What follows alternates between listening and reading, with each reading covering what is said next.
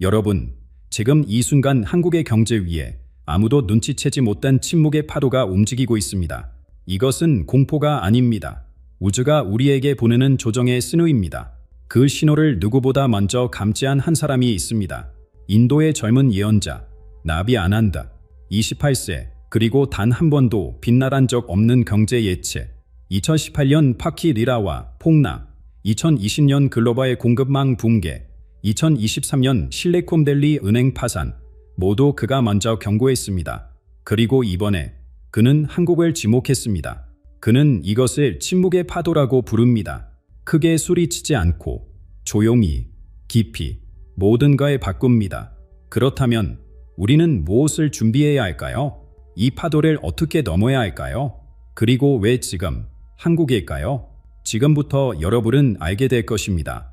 2025년 11월 한국 경제에 나타날 결정적 변화, 침묵의 파도가 뜻하는 신호와 징조, 나비 아난드가 본 미래와 대응 전략, 그리고 이 위기를 축복으로 바꾸는 방법까지. 단순한 경제 예측이 아닙니다. 이것은 우주의 메시지입니다. 지금부터 함께 시작해 봅시다. 자, 그렇다면 이 모든 것은 언제부터 시작된 걸까요?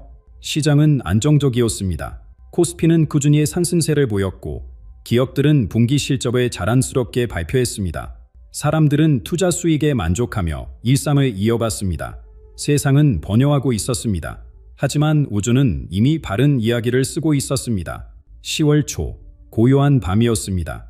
대부분의 사람들이 잠든 시간, 갑자기 인도에 한참년이 올린 글이 전 세계 금융포럼과 소셜미디어를 뒤흔들기 시작했습니다. 나비 아난드. 사진 속 그의 얼굴은 놀라울 만큼 평온했습니다. 28세의 젊은 나이지만 그의 눈빛은 마치 수천 년의 지혜를 품은 듯했습니다. 그는 하늘을 바라보고 있었습니다. 그리고 그가 본 것을 세상에 전했습니다. 한국의 조정의 시간이 다가오고 있습니다. 처음엔 아무도 주목하지 않았습니다. 수많은 예언가들이 매일 비슷한 경고를 쏟아내는 시대니까요. 하지만 나비는 달랐습니다. 그는 2018년 터키 리라와 풍나를 정확히 예측했습니다. 3개월 전에 말이죠. 2020년엔 팬데믹 이후 글로벌 공급망 마비를 강구했고 그대로 현실이 됐습니다. 2023년 실리콘밸리 은행 사태도 그의 손끝에서 먼저 드러났습니다. 그래서 사람들은 이번엔 귀를 기울이기 시작했습니다. 나비가 말하는 건 붕괴가 아닙니다. 그는 순환을 말합니다. 우주는 징벌하지 않는다고 그는 말합니다. 다만 흐트러진 균형을 바로잡을 뿐이라고요. 생각해보세요. 계절이 바뀌듯 밤이 낮으로 바뀌듯 모든 것은 흐름 속에 있습니다. 경제도, 국가의 운명도, 우리의 삶도 마찬가지입니다. 너무 한쪽으로 치우치면 우주는 중심에 찾아 다시 움직입니다. 한국은 지난 수십 년간 엄청난 성장을 이뤘습니다. 놀라운 발전이었자. 하지만 그 과정에서 우리가 놓친 것들도 있습니다. 영적 균형, 내면의 고요, 진정한 가치에 대한 성찰. 나비가 본 것은 바로 이 불균형입니다. 그는 이것을 침묵의 파도라고 이름 붙였습니다. 폭풍은 천둥과 번개를 공반합니다. 모두가 알아차립니다. 준비할 시간이 있죠.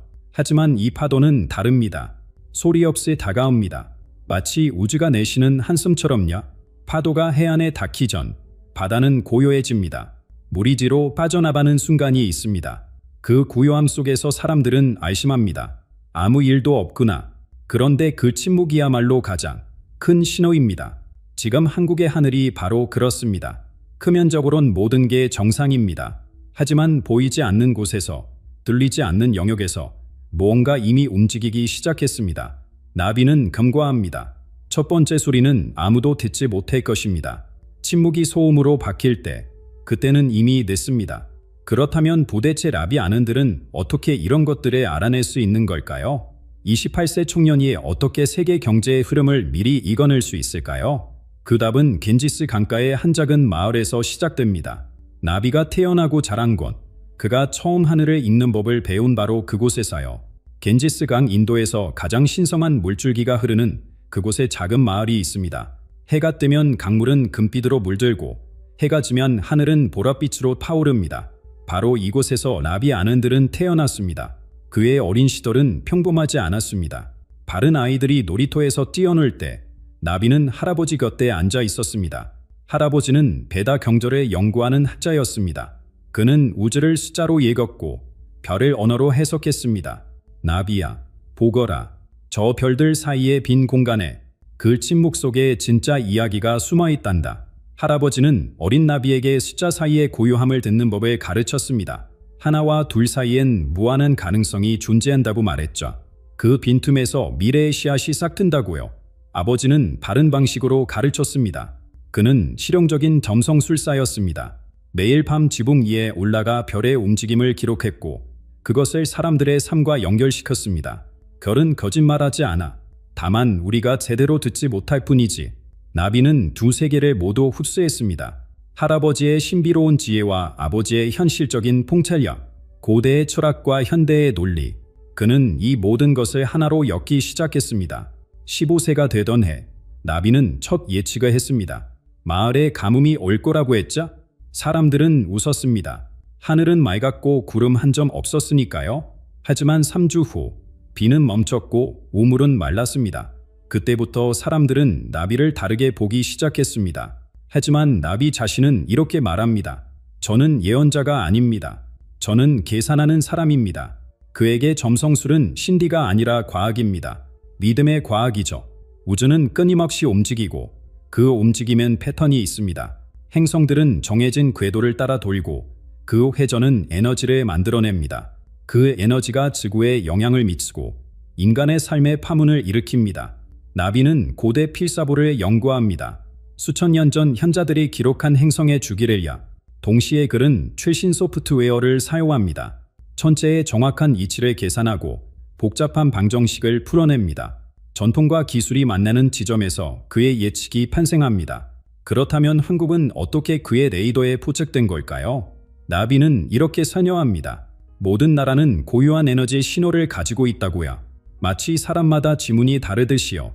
그 신호는 그 나라의 역사, 문화, 집단의식으로 만들어집니다. 한국의 신호는 강렬합니다. 빠른 성장, 높은 야망, 끊임없는 경제, 놀라운 에너지죠. 하지만 나비가 본 것은 균형의 상실이었습니다. 너무 빨리, 너무 멀리 갔다는 신호였습니다. 그리고 지금 하늘에선 새 행성이 움직이고 있습니다. 포성, 제한과 책임의 행성, 과도한 것을 억제하고 구조를 간여합니다. 나소, 혼돈과 변화의 에너지, 예측 불가능하고 파괴적일 수 있습니다. 목성, 확장과 성장의 상징, 하지만 균형 없는 학자는 위험합니다. 이 세 힘이 11월 13일 한국의 경제 영역 위에서 정확히 교차합니다. 나비는 이것을 우주적 균열지대라고 부릅니다. 세 가지 성반된 에너지가 충돌하는 순간이자 그날엔 정확히 무슨 일이 벌어질까요? 나비는 계산기를 내려놓고 천천히 말합니다. 11월 13일 오전 10시 37분 포성과 라부가 한국의 경제 영역 위에서 교차합니다. 그 정확성이 소름 돋습니다. 날짜만이 아니라 시간까지요. 이건 추측이 아닙니다. 수학입니다. 천체 역학의 결과물입니다. 나비는 이 사건에 이름을 붙였습니다. 5번째 신호라고요. 왜 5번째일까요? 그는 설명합니다. 첫 번째부터 네 번째 신호는 이미 지나갔다고요. 대부분의 사람들이 알아채지 못한 미세한 떨림들이었습니다. 시장의 작은 변동, 투자자들의 미묘한 불안, 정책 이반자들의 조용한 회의. 하지만 5번째는 바릅니다. 이건 침묵에서 소리로 바뀌는 순간입니다. 나비의 계산에 따르면 코스피는 그날 5%에서 7% 급락할 것입니다. 단 하루 만에요? 숫자로만 보면 심각해 보이지 않을 수도 있습니다. 시장은 내 오르락내리락 하니까요. 하지만 진짜 문제는 그 다음입니다. 급락 자체가 위기가 아닙니다. 그 후에 오는 것이 진짜 위기자. 장기적인 조정 국면, 투자자들의 패닉, 그리고 무엇보다 두려움의 확산. 전 세계가 지켜보고 있습니다. 월스트리트의 투자자들은 회의적입니다. 또 다른 점쟁이 아니야? 하지만 그들의 화면엔 나비의 이름이 떠 있습니다. 그들은 그의 과거 예측을 검색합니다. 파키, 실리콘밸리, 공급망 붕괴, 모두 맞았습니다. 그래서 회의적이면서도 긴장합니다. 정부 관료들은 공개적으로 아무 말도 하지 않습니다. 하지만 비공개 회의는 늘어났습니다. 재무부, 중앙은행, 금융위원회, 그들은 만약에를 준비합니다. 많은 나비가 올파면 어떻게 대응할 것인가? 침묵 속의 경계, 바로 그겁니다. 하지만 나비가 진짜 걱정하는 건 숫자가 아닙니다. 그는 반복해서 말합니다. 진짜 붕괴는 경제적이지 않습니다. 심리적입니다. 생각해 보세요. 시장이 5% 떨어지는 건 데이터입니다. 하지만 사람들이 공포에 질려 패닉 매도를 시작하면 그건 연쇄 반응이 됩니다. 두려움이 두려움을 낳고 그 두려움이 실제 위기를 만들어냅니다. 이게 바로 나비가 말하는 보이지 않는 위험입니다. 코스피 지수는 숫자일 뿐입니다. 하지만 그 숫자를 보는 수백만 명의 마음은 실체입니다. 그들이 느끼는 불안, 그들이 내리는 결정, 그들이 퍼뜨리는 소문, 이것들이 진짜 파도를 만듭니다. 나비는 조용히 경고합니다. 파도의 첫 소리는 들리지 않을 겁니다. 너무 미세해서요. 하지만 그 침묵이 소음으로 변할 때, 그때는 이미 늦습니다. 11월 13일 아침, 시장이 열립니다. 처음 역불은 정상 타겟이 있습니다. 사람들은 커피를 마시고 뉴스를 확인합니다. 모든 게 평범해 보입니다. 그러다 누군가 알아챕니다. 뭔가 이상해. 매도 주문이 조금씩 늘어납니다. 가격이 내려갑니다. 처음엔 천천히, 그러다 빠르게. 오전 10시 37분, 행섬들이 교차합니다. 그 순간 보이지 않는 무언가가 집단 의식을 스칩니다. 설명할 수 없는 불안감, 근거 없는 두려움. 하지만 그것은 퍼집니다. 한 사람에서 10사람으로, 10사람에서 1000명으로. 오후가 되면 뉴스는 이미 급락을 보도할 것입니다. 전문가들이 나와 원인을 분석할 것입니다. 하지만 아무도 진짜 이유를 말하지 못합니다. 왜냐하면 진짜 이유는 하늘에 있으니까요. 자, 여기까지 들으셨다면 아마 이런 생각이 드실 겁니다. 이게 정말 한국만의 문제일까? 우리만 이 파도에 맞는 걸까? 좋은 질문입니다. 사실 나비가 본 건 훨씬 더 큰 그림이었습니다. 한국, 중국, 일본 세 나라가 하나의 운명으로 엮여있는 거대한 우주적 삼각형이었죠. 나비는 이렇게 설명합니다. 세 나라는 같은 천체 리듬 속에서 움직입니다. 하나가 흔들리면 나머지도 흔들립니다. 마치 거미줄과 같습니다. 한쪽 끝에 건드리면 전체가 떨리자. 한국, 중국, 일본은 지리적으로만 가까운 게 아닙니다. 에너지적으로도 깊이 연결되어 있습니다. 강지는 서로 얽혀 있고 문화는 영향을 주고받으며 역사는 함께 흘러왔습니다. 그래서 11월 13일의 파도는 한국에서 시작되지만 그곳에서 멈추지 않습니다. 먼저 한국의 봅시다. 나비의 차트에서 한국은 조정의 중심입니다. 지진으로 치면 진원지자. 한국은 지난 수십 년간 믿기 힘든 속도로 달려왔습니다. 가난에서 번영으로, 전쟁의 피해에서 기술 강국으로. 그 에너지는 놀랍습니다. 하지만 너무 빨랐습니다. 야망과 목적 사이의 균형이 무너졌습니다. 성공에 향한 질주 속에서 영혼의 고요함을 잃어버렸자. 나비는 말합니다. 한국은 재조정이 필요합니다. 속도를 늦추는 게 아니라 방향을 다시 찾는 겁니다. 이 조정은 고통스러울 수 있습니다. 하지만 필요합니다. 이제 중국을 봅시다. 나비의 분석에서 중국은 푸성의 강력한 영향 아래에 있습니다. 푸성은 무엇을 의미할까요? 제한, 책임, 그리고 피할 수 없는 현실입니다. 중국은 내부적 압박에 직면해 있습니다. 경제 성장의 둔화, 구조적 개혁의 압력, 금융 시스템의 긴장. 한국에서 시작된 파도가 중국에 닿으면 그것은 이미 존재하는 균열을 더 벌릴 것입니다. 작은 떨림이 큰 진동으로 바뀔 수 있습니다. 나비는 경고합니다. 중국의 반응이 이 위기의 규모를 결정할 것입니다. 만약 중국이 패닉에 빠지면 파도는 쓰나미가 됩니다. 하지만 만약 중국이 침착하게 대응한다면 파도는 잔물결로 줄어들 수 있습니다. 그리고 일본이 있습니다. 흥미롭게도 일본은 다릅니다. 나비의 차트에서 일본은 목성의 보호를 받고 있습니다. 목성은 지혜, 성장, 그리고 회복을 상징합니다. 일본은 이미 많은 위기를 경험했습니다. 잃어버린 30년, 대지진, 경제 침체, 그 과정에서 회복력을 배웠습니다. 나비는 말합니다. 일본은 균형의 앵커가 될 것입니다. 파도가 일본에 도달할 때쯤이면 그 에너지는 변형될 것입니다. 파괴가 아니라 재건으로, 혼돈이 아니라 안정으로. 일본의 역할은 중요합니다. 세 나라 중 유일하게 이 우주적 시험을 평화롭게 통과할 수 있는 나라니까요. 자, 이제 전체 그림을 봅시다. 한국에서 시작된 파도는 중국으로 퍼집니다. 중국은 그 충격을 흡수하거나 진폭시킵니다. 그리고 마침내 일본에서 균형을 찾습니다. 이게 바로 나비가 말하는 운명의 삼각형입니다. 하지만 여기 역설이 있습니다. 나비는 이 위기를 재앙으로 보지 않습니다. 그는 이것을 새로운 시작으로 봅니다. 세 나라가 오랫동안 경쟁과 의심 속에서 살아왔습니다. 역사적 산처, 정치적 긴장, 경제적 경쟁. 하지만 공풍의 위기는 공풍의 이해를 낳습니다. 파도가 지나간 후 세 나라는 바르게 서로를 볼 것입니다. 경쟁자가 아니라 동반자로, 적이 아니라 함께 살아남아야 할 이웃으로. 나비는 조용히 말합니다. 위기는 벽에 무너뜨립니다. 그리고 그 피어 위에서 새로운 다리가 세워집니다. 이것이 예언의 진짜 메시지입니다. 강제적 조정은 크면일 뿐입니다. 진짜 변화는 의식 속에서 일어납니다. 하지만 잠깐, 지금까지 우리는 나라들의 이야기를 했습니다. 경제와 행성과 파도래. 그런데 정작 중요한 질문을 아직 하지 않았습니다. 코스피가 떨어지고 시장이 흔들리고 세 나라가 영향을 받는다는 건 알겠습니다. 그런데 이게 나한테 무슨 의미가 있을까요? 내 삶은 어떻게 바뀔까요? 나비가 정말 말하고 싶었던 건 무엇일까요? 나비는 책상 앞에 앉아 조용히 말합니다. 사람들은 제가 경제를 예측한다고 생각합니다. 하지만 저는 영혼을 읽습니다. 무슨 뜻일까요? 그는 설명합니다. 시장의 숫자는 결과일 뿐이라고요. 진짜 원인은 훨씬 더 깊은 곳에 있습니다. 집단 의식 속에, 사회의 가치관 속에, 우리가 무엇을 중요하게 여기는지 그 선택 속에야. 한국에 봅시다. 성공이란 무엇으로 측정됩니까? 얼마나 빨리 오르는가? 얼마나 많이 가지는가? 얼마나 높이 올라가는가? 숫자들입니다. 모든 숫자자. 하지만 행복은요? 내면의 평화는요? 삶의 의미는? 이런 것들은 숫자로 측정되지 않습니다. 나비는 이것을 영적 불균형이라고 부릅니다. 우리는 물질적으론 풍요로워졌습니다. 그건 부정할 수 없는 사실입니다. 하지만 그 과정에서 다른 무언가를 잃어버렸습니다.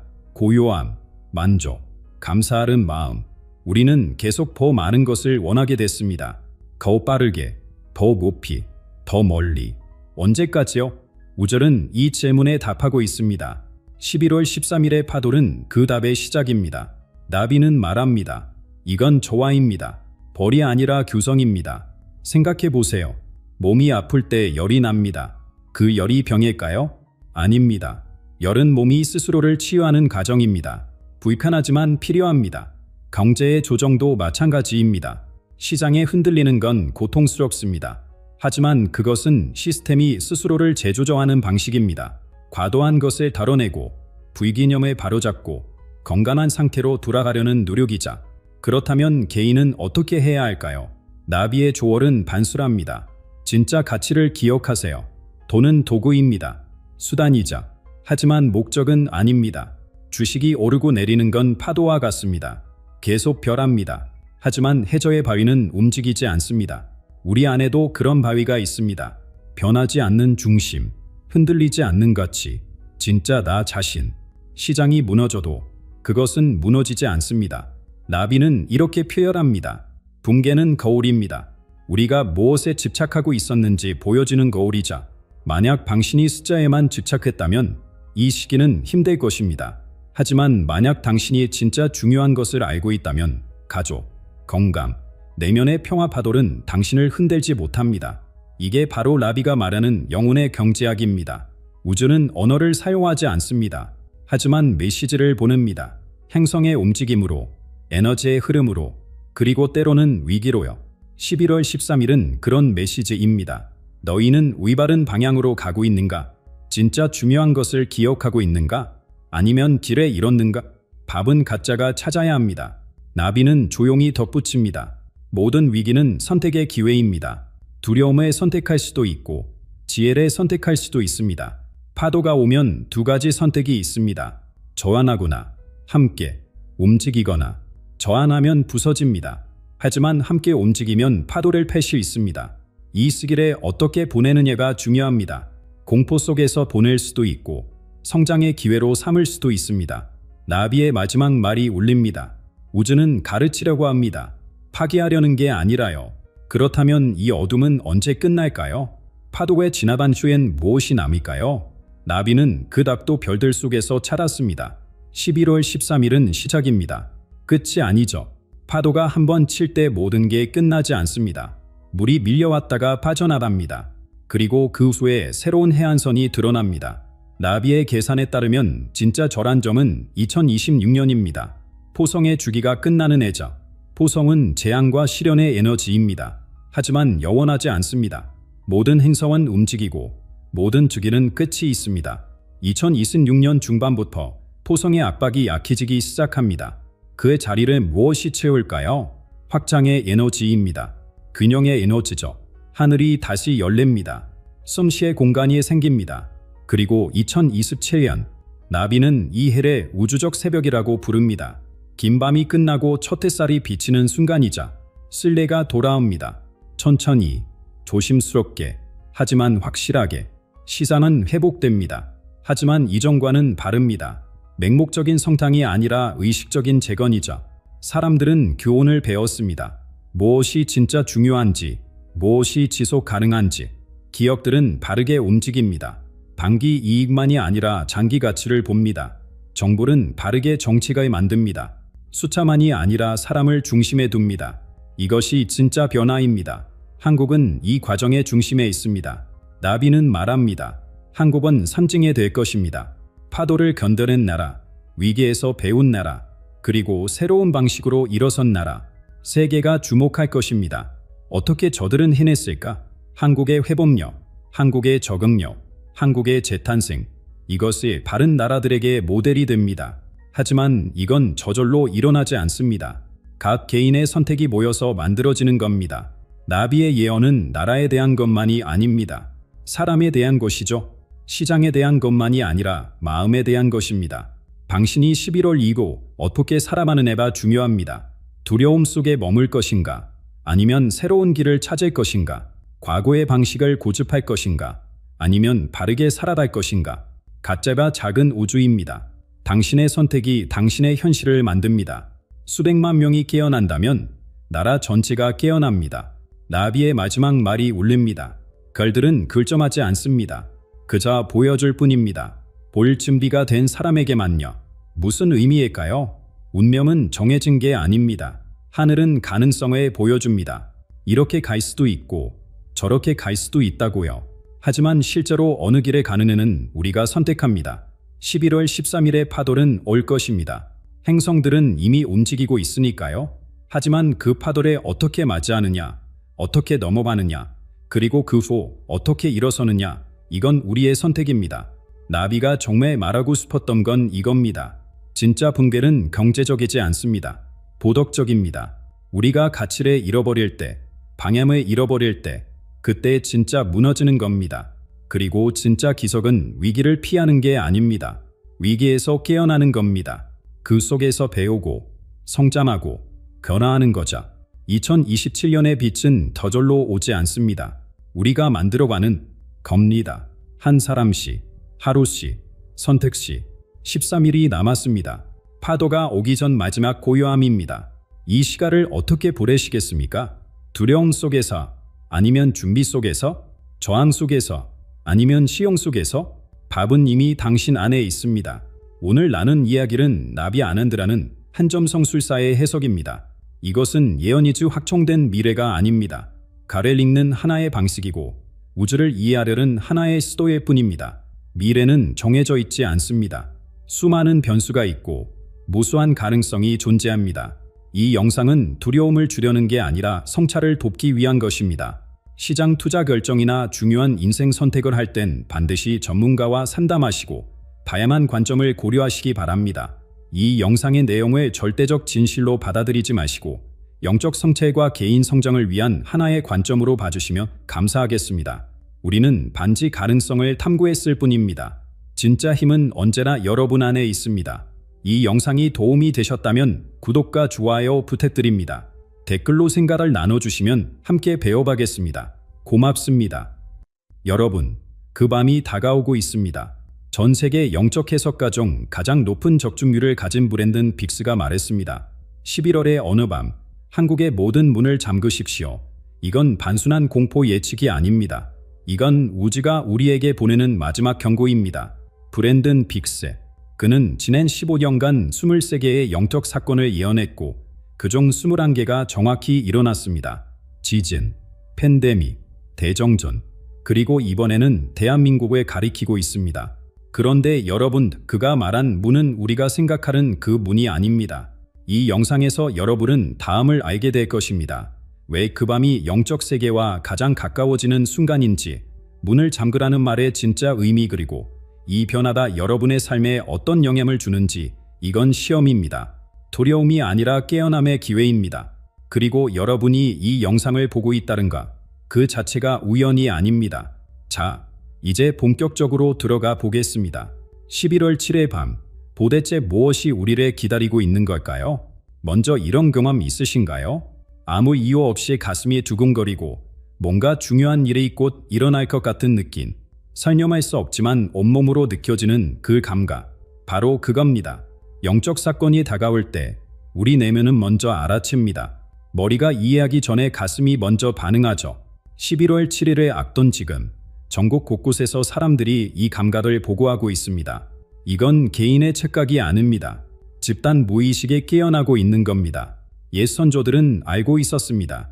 가장 강력한 신호는 낮이 아닌 밤이 온다는 것에. 왜일까요? 낮에는 세상이 시끄럽습니다. 사람들의 목소리, 자동차 소리, 알림음들이 우리 감각을 채웁니다. 하지만 밤은 바릅니다. 어둠 속에서 세상의 소음이 사라지면 비로소 우리는 바른 차원의 속삭임을 들을 수 있게 됩니다. 11월 7일 밤이 중요한 이유가 바로 여기 있습니다. 그 밤은 단순히 해가 진 시간이 아닙니다. 보이지 않는 세계와 보이는 세계 사이의 경계가 가장 얇아지는 순간입니다. 그렇다면 브랜든 빅스가 남긴 메시지를 다시 떠올려 봅시다. 모든 문을 잠그십시오. 많은 사람들이 이 말을 듣고 공포 영화를 떠올립니다. 무언가 위험한 존재가 밖에서 들어올 거라고 생각하자. 하지만 그건 완전히 잘못된 해석입니다. 빅스가 말하는 문은 물리적 문이 아닙니다. 그가 말하는 건 의식의 문입니다. 세상의 잡음에 열려있는 우리 마음의 문을 닫으라는 뜻이자 두려움이 아니라 집중을 위한 조언입니다. 11월 7일이라는 날짜 자체에도 의미가 있습니다. 우연히 정해진 날이 아닙니다. 천체의 배치, 에너지의 흐름, 그리고 인류 의식의 파동이 모두 하나로 모이는 지점입니다. 그날 밤 공기는 평소와 다르겁니다. 무겁게 느껴질 수도 있고 반대로 이상하게 가볍게 느껴질 수도 있습니다. 시간이 천천히 흐르는 것 같은 착각을 경험할 수도 있자. 이 모든 게 신호입니다. 현실이 평소보다 더 생생하게, 더 선명하게 다가올 겁니다. 그리고 바로 이 순간 변화가 시작됩니다. 일상에서 깨어난 의식으로의 전환. 대부분의 사람들은 11월 8일 아침 평소처럼 일어날 겁니다. 아무것도 달라지지 않았다고 생각하면서요. 하지만 준비된 사람들은 알게 될 겁니다. 뭔가 근본적으로 바뀌었다는 것에, 세상을 보는 눈이 달라졌다는 것에. 그런데 여기서 핵심 질문이 남습니다. 브랜든 빅스가 말한 그 문은 정확히 무엇일까요? 왜 하필 문을 잠그라고 했을까요? 이제 그 비밀을 풀어볼 시간입니다. 대부분의 사람들이 이 경고를 들으면 제일 먼저 뭘 할까요? 현관문 자물쇠를 확인하고 창문을 닫고 혹시 모를 침입자를 걱정합니다. 이해할 수 있는 반응입니다. 우리는 물리적 세계에 익숙하니까요. 하지만 브랜든 빅스가 말하는 건 나무로 만든 문이 아닙니다. 새로 된 자물쇠도 아니죠. 그가 경고하는 건 훨씬 더 깊은 차원의 문입니다. 우리 내면에 존재하는 보이지 않는 출입구 말이자. 진짜 의미를 이해하려면 이렇게 생각해 보세요. 하루 종일 우리 귀에는 수백 가지 소리가 들어옵니다. 광고, 뉴스, 사람들의 수다, 휴대폰 알림음. 이 모든 소음이 우리 의식 속으로 계속 들어오자 문을 잠근다는 건 바로 이 끊임없는 침입을 차단하는 겁니다. 11월 7일 밤, 외부의 목소리를 모두 닫아야만 내면의 목소리를 들을 수 있습니다. 고요 속에서만 들리는 속삭임이 있습니다. 그 속삭임이 바로 영적 세계에서 오는 신호입니다. 이제 조금 더 깊이 들어봐 봅시다. 우리 몸 주변에는 눈에 보이지 않는 에너지 장이 있습니다. 과학자들은 이걸 생체전 기장이라 부르고 영적 전통에서는 기운이라고 부릅니다. 이름이 뭐든 중요한 건 하나입니다. 우리 생각과 감정이 이 장의 구멍을 만든다는 사실이자 분노할 때, 두려워할 때, 욕망에 사로잡힐 때 우리는 모르는 사이에 문을 활짝 열어놓는 겁니다. 그 문으로 원치 않는 에너지들이 들어옵니다. 반대로 평온할 때, 집중할 때, 감사할 때는 그 문이 자연스럽게 닫힙니다. 11월 7일 밤에는 특별한 일이 벌어집니다. 물질 세계와 영적 세계 사이의 막이 평소보다 얇아집니다. 마치 두 방 사이의 벽이 투명해지는 것처럼요. 이건 위험한 게 아닙니다. 오히려 기회입니다. 평소에는 느끼지 못하던 것들에 감지할 수 있는 순간이죠. 하지만 여기서 중요한 게 있습니다. 이 순간에 알아차리려면 완전히 깨어 있어야 한다는 것. 휴대폰을 보고 있거나 텔레비전을 켜놓거나 잡념에 빠져 있으면 아무것도 느끼지 못합니다. 그래서 빅스는 말합니다. 그날 밤은 행동의 시간이 아니라 인식의 시간이라고. 뭔가를 하려고 애쓸 필요 없습니다. 그저 조용히 앉아서 느끼기만 하면 됩니다. 진짜 위험은 밖에 있지 않습니다. 진짜 위험은 주의가 합쳐지는 것, 그 순간을 놓치는 것입니다. 문을 잠그라는 말은 결국 이겁니다. 세상의 소란으로부터 자신을 보호하고 내면으로 깊이 들어가라는 초대장입니다. 그렇다면 실제로 그날 밤 무엇이 나타날까요? 사람들은 어떤 신호를 경험하게 될까요? 지금부터 그 구체적인 징조들을 하나씩 살펴보겠습니다. 11월 7일 밤, 전국 곳곳에서 이상한 일들이 동시에 보고될 겁니다. 개들이 이유 없이 짖어대고 고양이들이 호금을 응시하며 새들이 한밤중에 날아오릅니다. 어떤 집에서는 형광등이 깜빡이고 다른 집에서는 전자기기가 오작동을 일으키자. 그리고 가장 놀라운 건 수백 명의 사람들이 같은 밤 비슷한 꿈을 꾸게 된다는 겁니다. 우연일까요? 아닙니다. 이건 동시성의 법칙입니다. 큰 영적 사건이 일어날 때 자연은 먼저 반응합니다. 동물들은 우리보다 훨씬 민감합니다. 지진이 오기 전 쥐들이 먼저 도망가고 쓰나미가 오기 전 코끼리들이 먼저 높은 곳으로 올라가자. 왜 그럴까요? 그들은 우리가 잃어버린 감각을 아직 가지고 있기 때문입니다. 보이지 않는 파동을 느끼는 능력 말이자. 11월 7일 밤, 만약 주변의 동물들이 평소와 다르게 행동한다면 그건 신호입니다. 무언가가 움직이고 있다는 증거입니다. 여기서 한 가지 원리를 이해해야 합니다. 우주는 진동으로 이루어져 있습니다. 모든 것이 떨리고 있자. 돌멩이도, 나무도, 우리 몸도, 생각도, 그리고 어떤 순간에는 이 모든 진동이 하나의 주파수로 맞춰집니다. 마치 오케스트라의 모든 악기가 같은 음을 내는 것처럼요. 그때 기적이 일어납니다. 바람이 특정한 방향으로 불고 전기가 특정한 패턴으로 흐르고 사람들의 감정이 같은 리듬으로 움직입니다. 이게 바로 공명입니다. 11월 7일 밤은 전국이, 아니 전 세계가 하나의 주파수로 진도하는 밤입니다. 옛사람들은 이런 밤을 특별하게 불렀습니다. 문이 열리는 밤이라고요. 무슨 문일까요? 차원과 차원 사이의 문입니다. 평소에는 두꺼운 장막으로 가려져 있지만 특정한 내 밤에는 그 장막이 얇아집니다. 투명해지자. 그래서 이쪽 세계에서 저쪽 세계를 볼 수 있고 저쪽 세계에서 이쪽 세계를 볼 수 있게 됩니다. 하지만 모두가 보는 건 아닙니다. 눈을 뜨고 있어도 보지 못하는 사람이 있고 눈을 감고 있어도 보는 사람이 있습니다. 차이가 뭘까요? 시력이 아닙니다. 감수성입니다. 깨어있는 마음입니다. 11월 7일 밤, 신호를 알아차리는 사람은 따로 있습니다. 고요 속에 머물 줄 아는 사람, 내면의 목소리에 귀 기울이는 사람, 세상의 리듬에 민감한 사람, 바로 그런 사람들이 그날 밤 무언가 달라졌음을 느낄 겁니다. 말로 사념할 수 없지만 온몸으로 아는 그 느낌, 바로 그게 진짜 신호입니다. 하지만 여기서 한 가지 의문이 생깁니다. 브랜들은 어떻게 이 날짜를 알았을까요? 수많은 밤 중에서 왜 하필 11월 7일이라고 말한 걸까요? 그가 보고 있는 건 대체 무엇일까요? 브랜드는 평범한 사람이 아닙니다.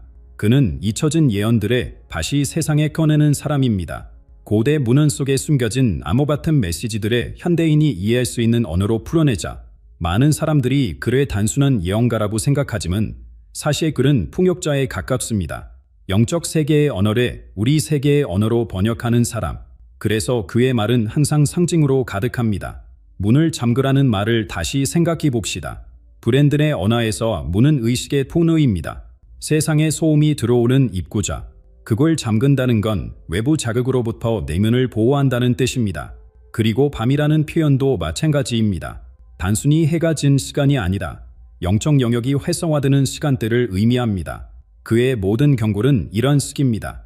겉으로는 간단해 보이지만 속에는 여러 층의 의미가 숨어있자. 오래전 기록들을 보면 비슷한 이야기가 나옵니다. 하늘이 지켜보는 밤, 천사들이 내려오는 밤, 인간과 신이 만나는 밤, 여러 문화권에서 이런 특별한 밤에 대한 이야기가 전해져 왔습니다. 브랜든이 하는 일은 이 옛지엘에 지금 시대에 맞게 재해석하는 겁니다. 11월 7의 밤도 그런 맥락입니다. 수천 년 전부터 예고되어 온 순간이 지금 우리 시대에 다시 찾아온다는 거자. 브랜든이 한국을 언급한 건 우연이 아닙니다. 그는 이렇게 설명합니다. 11월 7의 밤, 한반도 위로 펼쳐진 에너지장이 평소보다 훨씬 얇아진다고요. 마치 두꺼운 커튼이 아른 천으로 바뀌는 것처럼. 그래서 이 땅에 사는 사람들은 다른 곳보다 더욱 강하게 그 변화를 느낄 수 있다는 겁니다. 평소에는 감지할 수 없었던 진동, 소리, 감각들이 그네 밤만큼은 뚜렷하게 다가올 거라고 합니다. 하지만 그걸 느끼려면 준비가 필요합니다. 여기서 중요한 구분이 필요합니다. 브랜든은 사람들을 겁주려는 게 아닙니다. 오히려 반대입니다. 그는 깨어있으라고 말합니다. 두려워하지 말고 대신 주의를 기울이라고요. 공포는 의식을 닫아버리지만 각성은 의식을 엽니다. 11월 7의 밤은 시험대가 아니라 선물입니다. 평소에는 닫혀있던 인식의 문이 잠시 열리는 순간이자 그 순간을 놓치지 않으려면 마음을 고요하게 유지해야 합니다. 패닉이 아니라 평정. 그게 브랜든이 진짜로 전하고 싶은 메시지입니다. 그런데 말입니다. 브랜든이 가장 강조한 부분이 하나 더 있습니다. 바로 시간에 대한 이야기입니다. 그날 밤, 시계는 똑같이 돌아가지만 시간은 다르게 흐른다고 합니다. 어떤 사람들에게는 몇 분이 몇 시간처럼 느껴지고 어떤 사람들에게는 반대로 느껴진다고요. 도대체 무슨 일이 벌어지는 걸까요? 시간이 멈춘다는 건 무슨 의미일까요? 시계는 계속 돌아갑니다. 초침은 똑딱거리고 분침은 움직이고 시간은 흘러갑니다. 하지만 11월 7일 밤, 우리가 느끼는 시간은 바래 겁니다. 브랜든은 이걸 의식의 시간이라고 부릅니다. 물리적 시간과 심리적 시간이 분리되는 순간이자 깊은 영상에 들어갈 때처럼, 꿈을 꿀 때처럼 시간이 늘어나거나 압축되는 느낌. 바로 그런 상태가 그날 밤 전국적으로 일어난다는 겁니다. 이 현상 앞에서 사람들은 둘로 나뉩니다. 한쪽은 아무것도 느끼지 못합니다. 그들에게 11월 7의 밤은 그냥 평범한 밤입니다. 잠자리에 들고 아침에 일어나고 일상이 계속됩니다. 하지만 다른 한쪽은 완전히 다른 경험을 합니다. 시간이 느리게 흐르는 것 같고 모든 감각이 예민해지고 공기가 달라진 걸 느낍니다. 같은 밤인데 완전히 다른 두 개의 현실. 차이는 뭘까요? 깨어있는가, 잠들어 있는가입니다. 브랜든은 이렇게 말합니다. 하늘은 심판하지 않는다고요. 다만 기록할 뿐이라고. 11월 7의 밤은 누군가를 바라보나 보상하는 밤이 아닙니다. 그저 구분하는 밤입니다.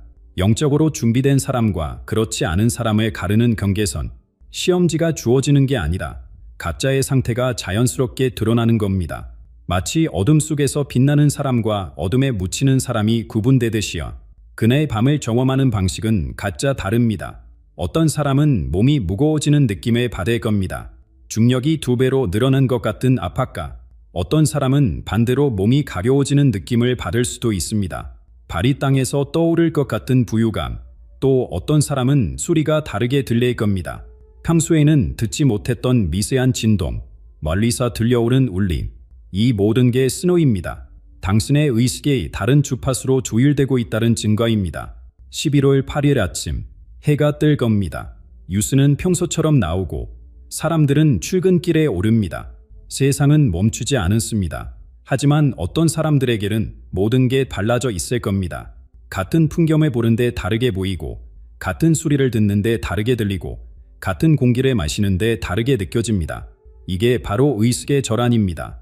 겉으로는 아무것도 변하지 않았지만 안으로는 모든 게 바뀐 상태. 그리고 이 변화가 앞으로의 모든 것을 결정하게 됩니다. 그렇다면 지금 이 순간 우리는 무엇을 해야 할까요? 11월 7의 밤을 맞이하기 위해 어떻게 준비해야 할까요? 브랜든이 남긴 마지막 가르침을 들어봅시다. 이제 마지막 질문입니다. 11월 7의 밤을 앞두고 우리는 무엇을 선택해야 할까요? 두려움일까요? 아니면 각성일까요? 브랜든은 분명히 말합니다. 진짜 안전은 밖에 있지 않다고요. 문을 잠그고 불을 끄고 숨는다고 해서 보호받는 게 아닙니다. 진짜 보호는 내면에서 옵니다.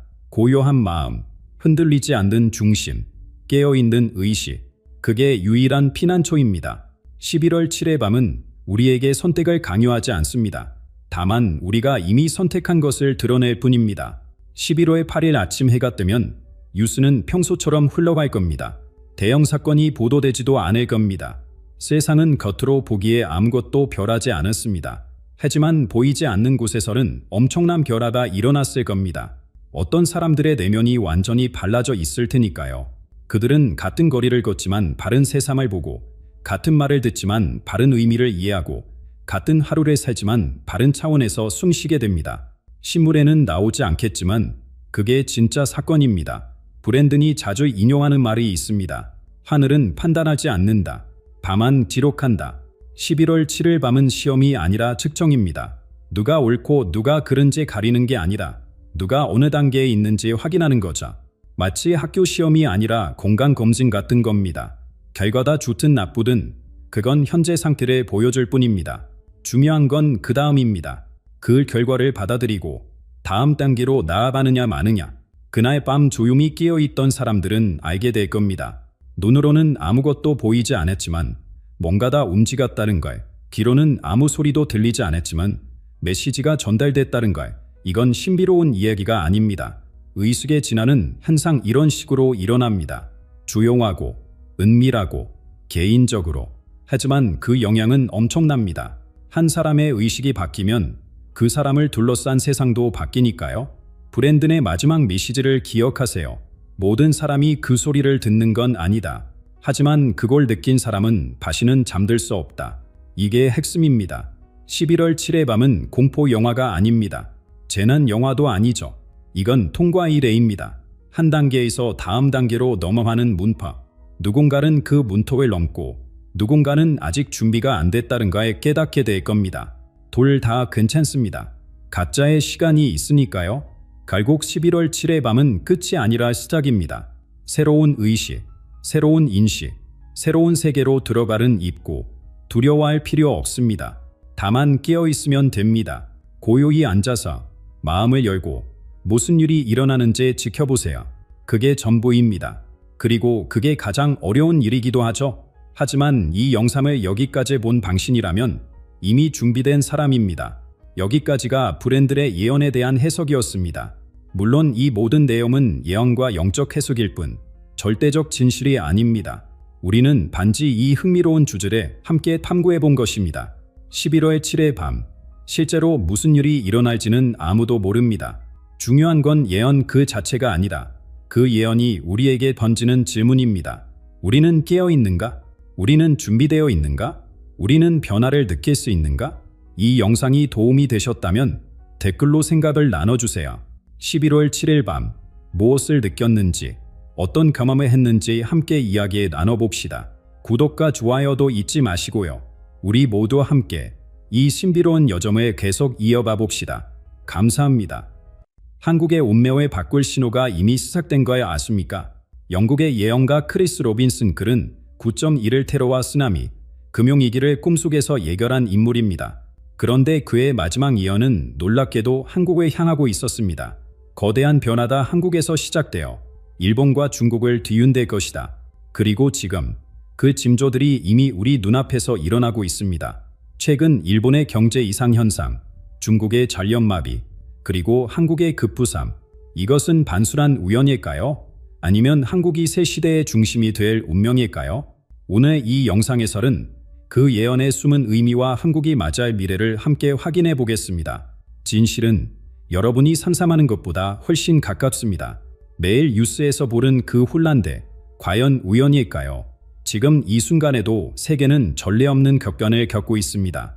우크라이나 전쟁이 계속되고 중동의 갈등은 더욱 격화되고 있자 전 세계 증시는 하루가 다르게 요동치고 기후변화로 인한 극단적 기상현상들이 연이어 발생하고 있습니다.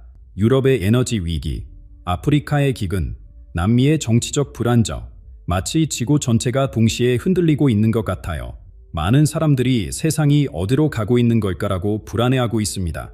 하지만 영국의 그 예언가는 이 모든 혼돈을 바른 시각으로 바라봤어요. 그는 이 거대한 에너지들이 무작정 흩어지는 게 아니라 마치 자석에 끌리듯 한 곳으로 집중되고 있다는 걸 발견했거든요. 그 중심점이 바로 우리 한반도였습니다.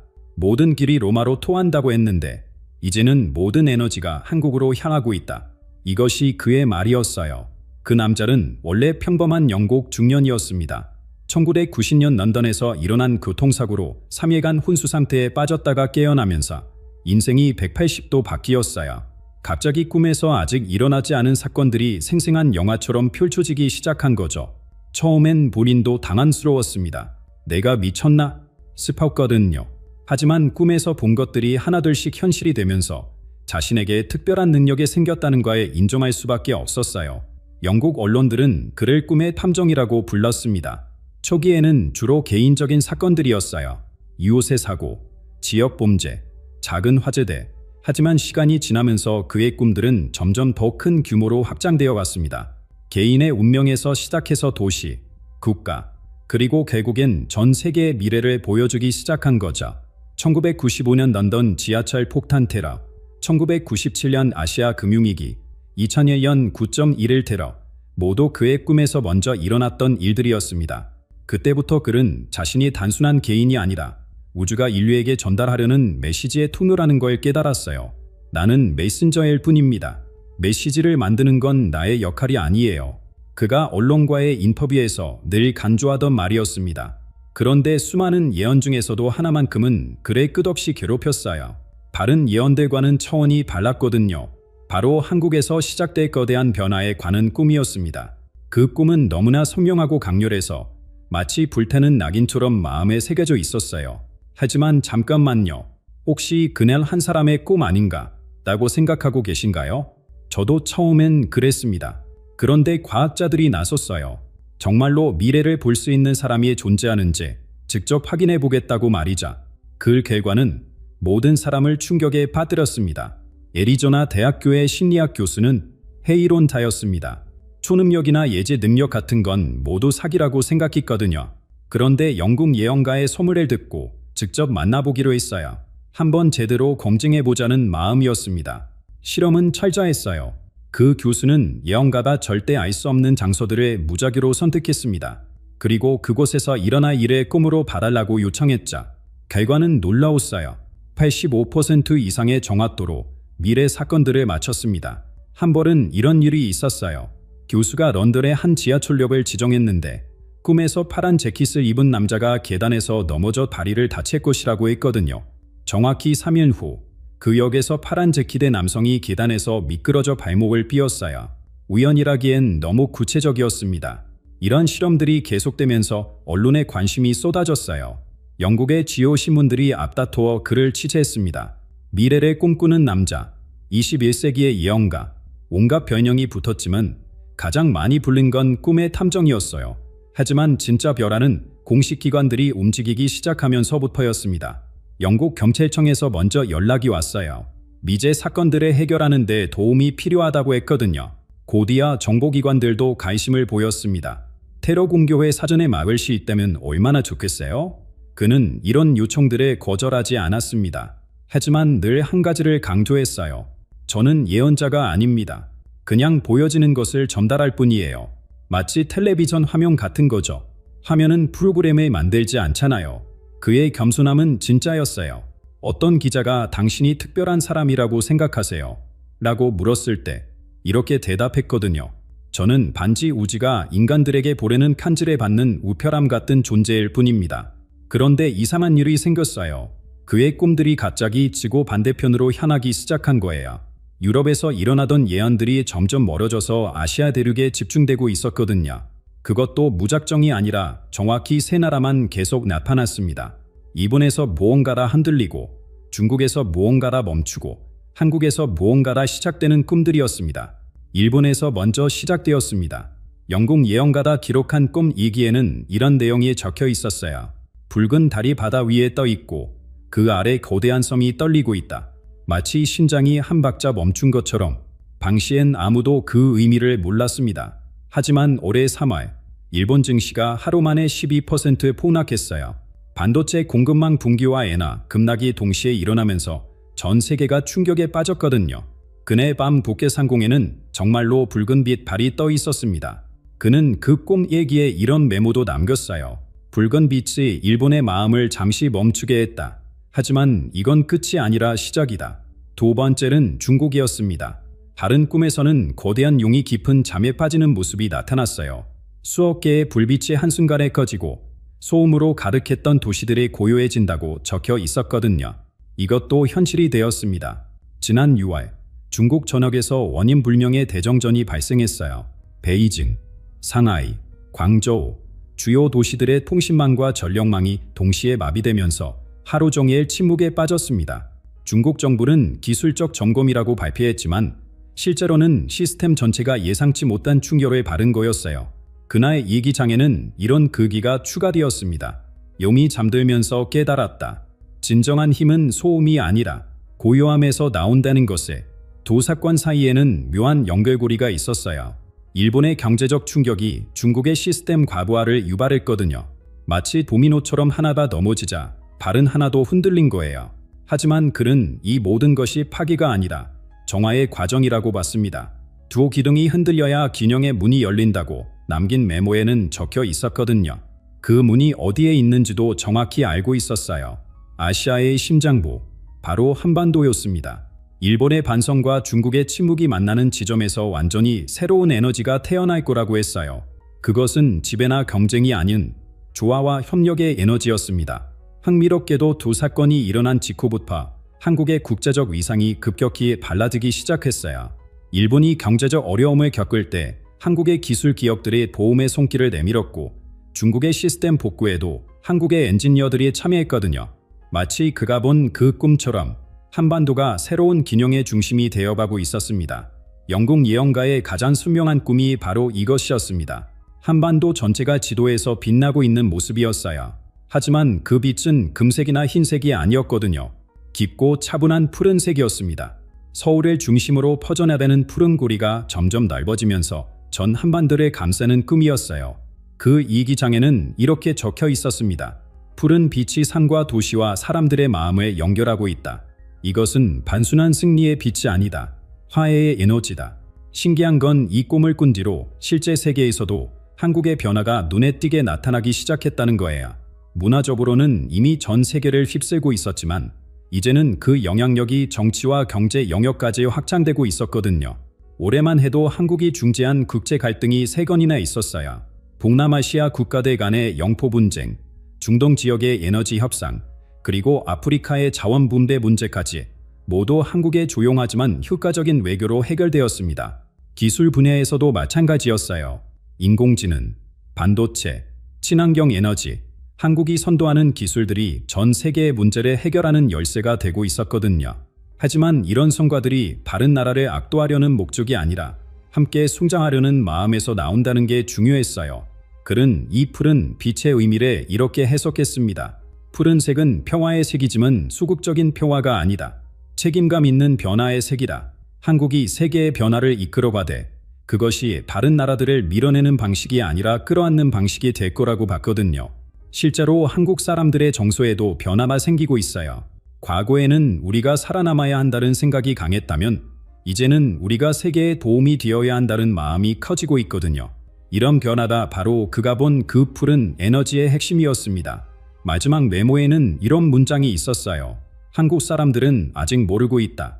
자신들이 새로운 문명의 불씨가 될 거라는 것에. 하지만 그들의 마음속 깊은 곳에서는 이미 그 준비가 시작되었다. 정말 신기한 게 요즘 한국 사람들 사이에서 우리가 뭔가 특별한 역할을 해야 하는 것 같다는 느낌이 퍼지고 있어요. 구체적으로 설명할 수는 없지만 뭔가 큰 변화의 중심에 서 있다는 직감 말이에요.